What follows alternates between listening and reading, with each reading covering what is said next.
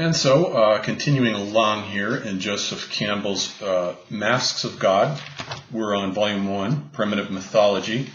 And last time we left off, we completed the Imprints of Experience, which goes up in the Viking edition here to page 131. And then now we're moving into Part 2, the Mythology of the Primitive Planters. So he starts first, as I said last time, with the planters. Then later he'll go back to the hunters and go backwards chronologically. And so here we have chapter 3 called The Culture Province of the High Civilizations. And this is divided into a brief analysis of the main sequences of the Neolithic leading down to the rise of the Sumerians, 3500 BC.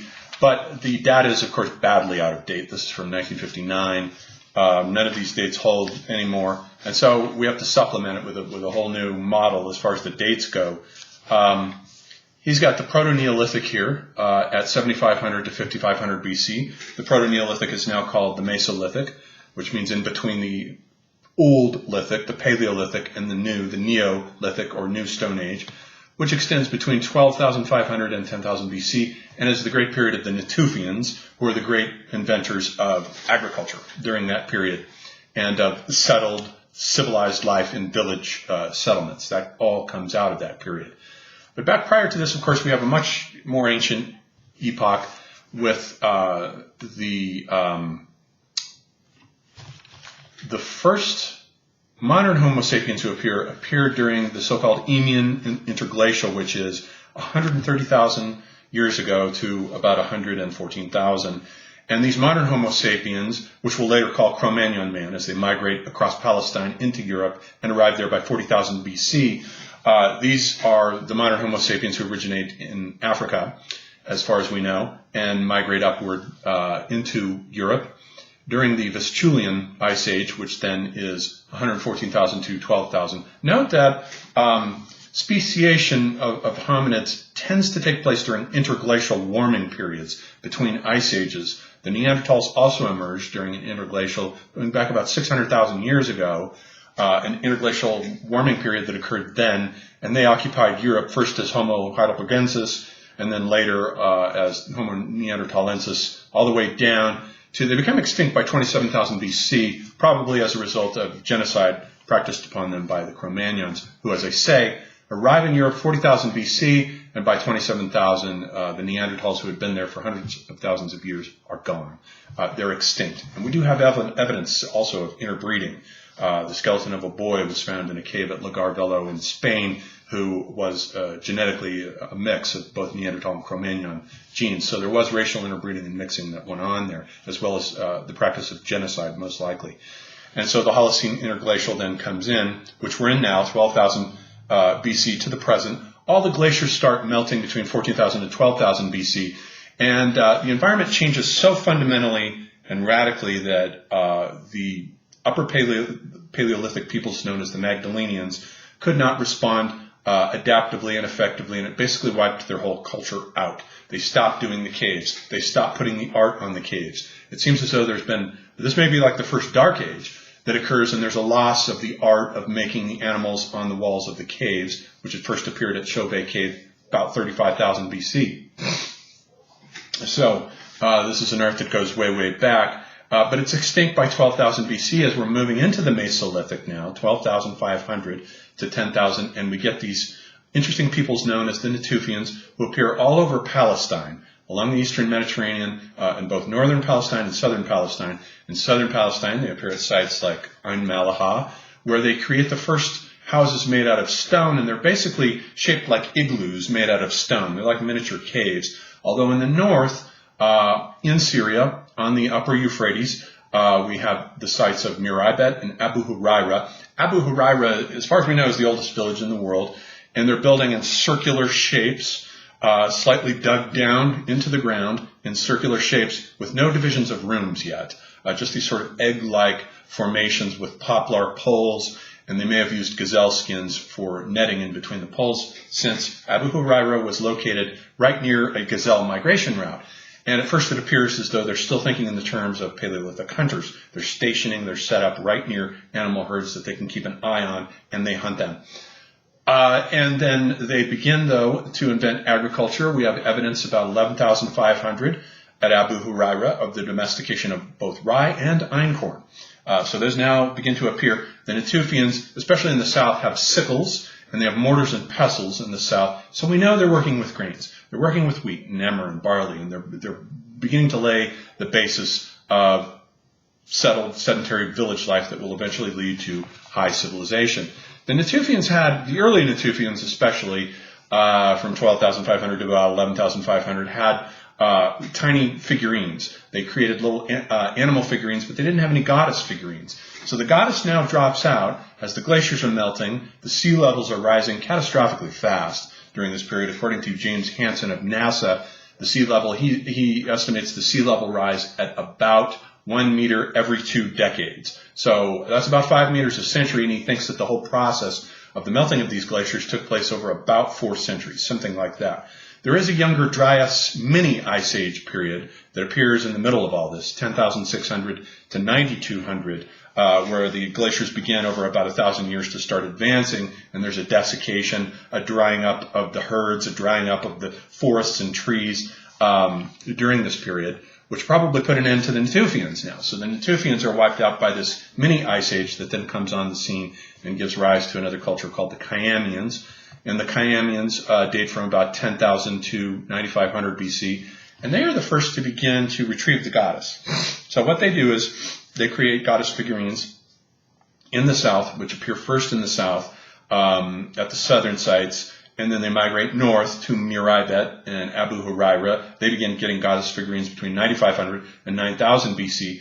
And we start moving into a new epoch here, the pre-pottery Neolithic A, which is 10,000 BC to 8,700 BC. We've got goddess figurines coming in. We definitely have the floraison and rise of agriculture springing up all over the place.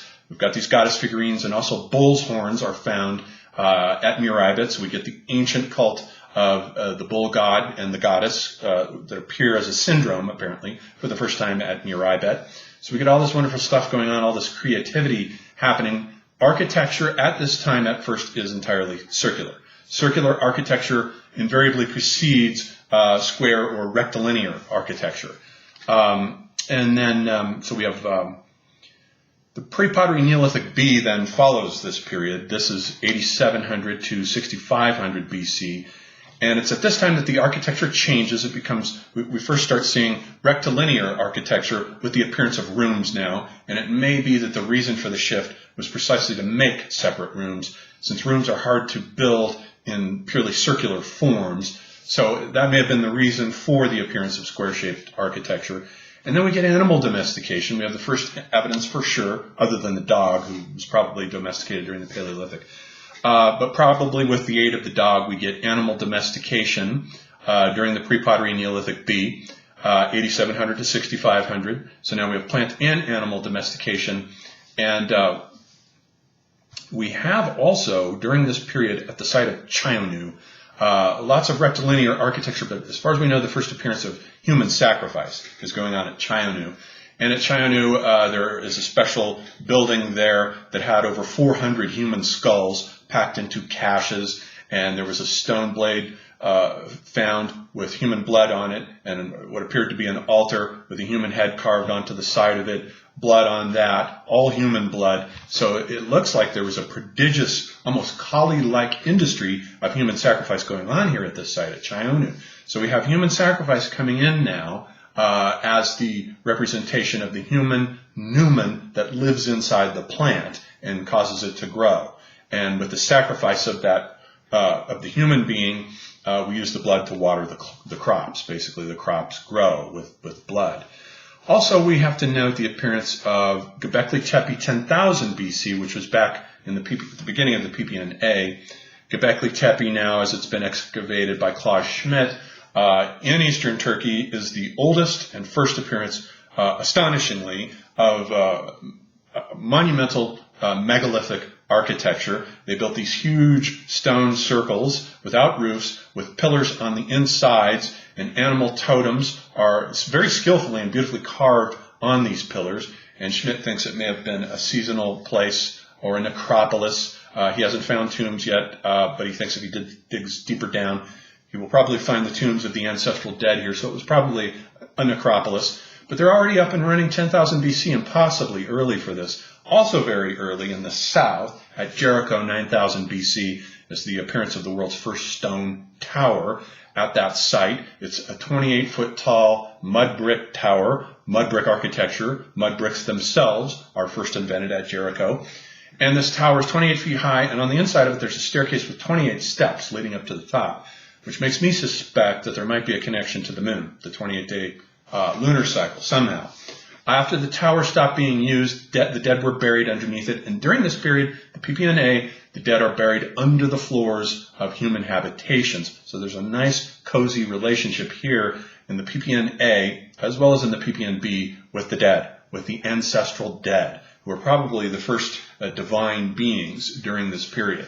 So Göbekli Tepe, Jericho, and at Jericho they also invent the skull cult, where they take the skull and they reanimate it. They cover it with lime plaster, put cowrie shells in for the eyes, so you can speak with your dead ancestors using these shells and involve them in the decision-making processes.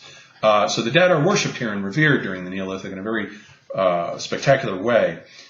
So in the pre-Pottery Neolithic B, then, we have Chaionu, and also the site of Ain Ghazal, where the dead ancestors appear in the form of these statues built on reed frames with lime plaster and very large staring eyes on them. So the cult of the dead is there up and running very thoroughly.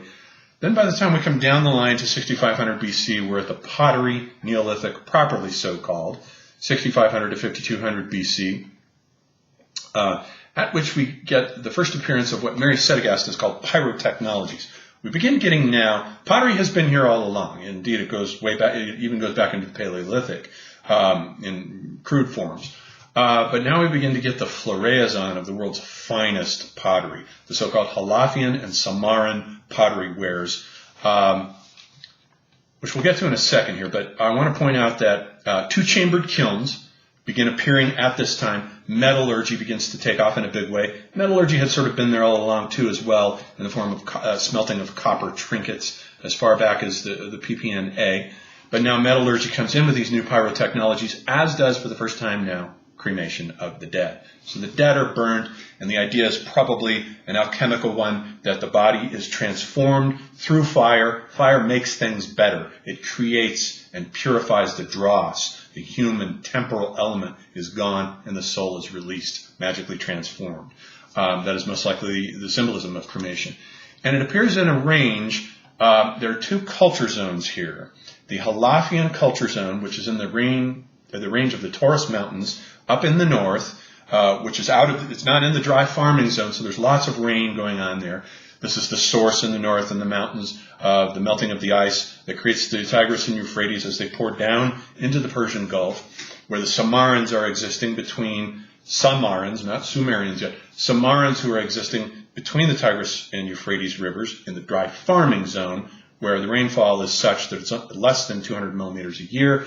Therefore, you have to invent irrigation as a supplement to the failure of Mother Nature to provide. So the Father Spirit has now to come in to carve the earth, carve onto it a surface of inscription, irrigation canals that channel the waters. That goes back as early as 7000 BC at the site of El Kham, in the El Kham Oasis, and also at Baukres. So the Halafians now, in the north, have Tholos tombs. So they're conservators, the Halafians. They're not innovators.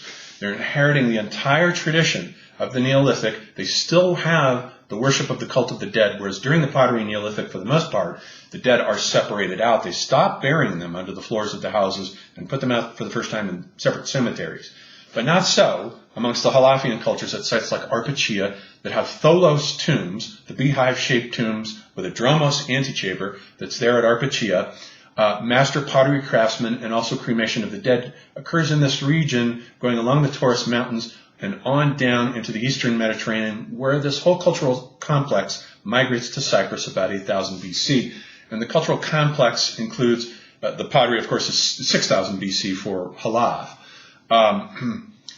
migrates across, eventually winds up at Crete 3000 BC, where they get the Tholos tombs that they then teach the Mycenaeans 1600 BC how to bury their dead in these tholoi. So the Tholos tombs have migrated from the Halafian culture all the way down. And the imagery on Halafian pots tends to be, by contrast, with their competitors in the south. The Samarans along the alluvial plain were also making the world's finest pottery, Samaran ware. But the contrast in terms of the imagery is that the Halafian ware, the images of these mandala-like rosettes and Maltese crosses and bull's horns, bucrania that begin to appear in here are very static. They tend to be unmoving. Whereas Samaran pottery, if we look at it, tends to have figures moving dynamically counterclockwise around an empty center. One such bowl has several females with hair blowing, surrounded by a ring of scorpions, which may be the earliest representation of what later becomes the Sumerian scorpion goddess Ishkara. And there's an absent center there, and it's most likely, to me, suggests these stars revolving around the pole star, which at that time, 6000 BC, was revolving around an empty center. So this would account for the empty centers in Samaran pottery. Later then, perhaps this becomes, as Campbell suggests in this chapter, the basis for what later becomes the Sumerian cities, which are also basically round, or at least ovular, with a central axial pivot in the form of the ziggurat now, which occupies that central, what had been an empty space, but by 3500 BC, the stars are revolving, of course, around Thuban. And now we have the ziggurat at the center, the 5 signs of which, the north, south, east, and west sides, plus the 5th axial center, represent the 5 intercalated days of the year, since the perfect circle is 360 degrees, but the temporal circle is 365, but those 5 days are separated out as festival days, in which we ascend the ziggurat, which represents the meaning of heaven and earth, and the union, perhaps, of the earth goddess with the sky god, or perhaps with Inanna, who was a sky goddess associated with the planet Venus in connection with her lover, the shepherd god Demutu, who may have ascended up the steps in the form of the priest to meet her. So that's interesting the way this may have happened, this everything turning around the axial pivot, the pole star in the south, whereas with the Halafians we get the migration of the Tholos tombs, along with the symbolism associated with the bull, the double axe that turns up, all this turns up in Minoan Crete, the bull god, the double axe, later all this becomes associated with Dionysus amongst the Cretans, the rosette, and all of that stuff seems to have been preserved by the Halafians and migrated from east to west, to Western civilization.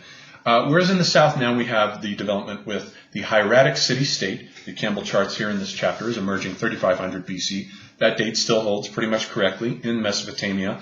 We're in southern Mesopotamia now, the first cities at places like Eridu, which is the southernmost city amongst the Sumerians.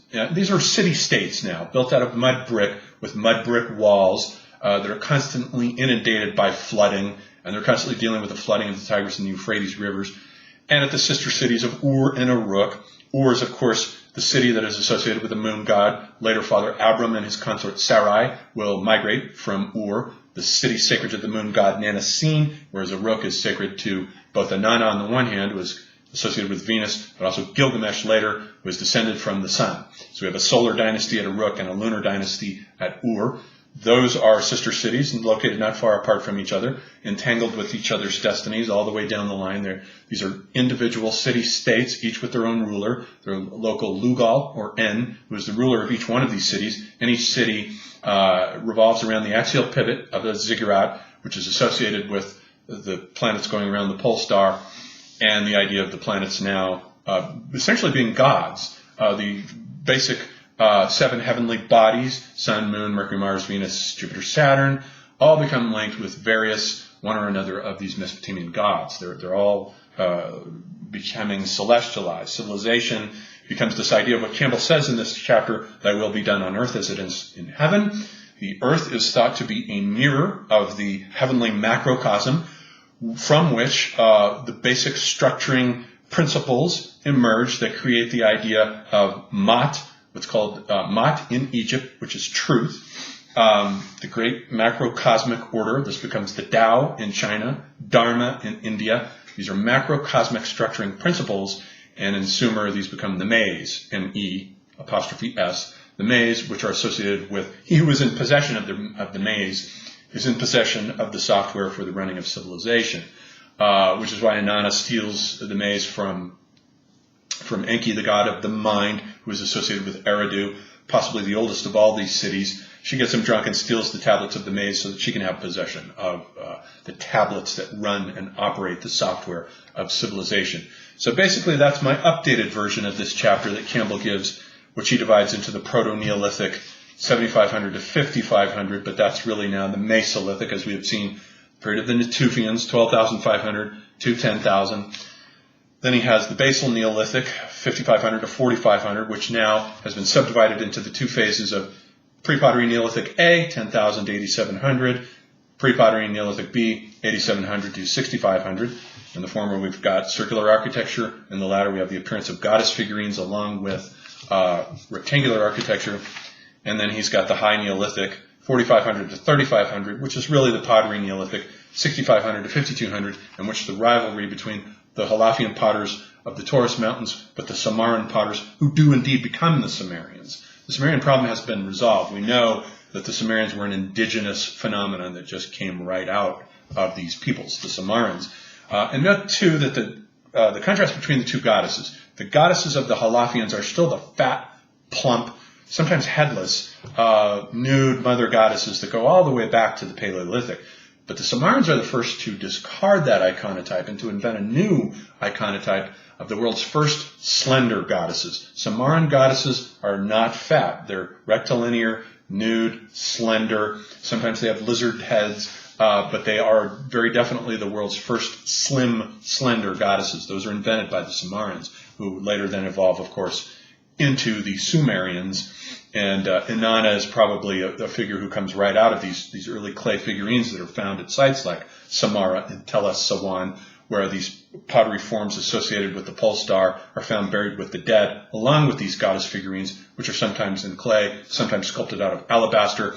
They're found buried with the dead as well. So the dead are separated out from all of this into separate cemeteries. Only the Halafian conservators are still burying the dead, worshiping the skull and burying the dead under their floors.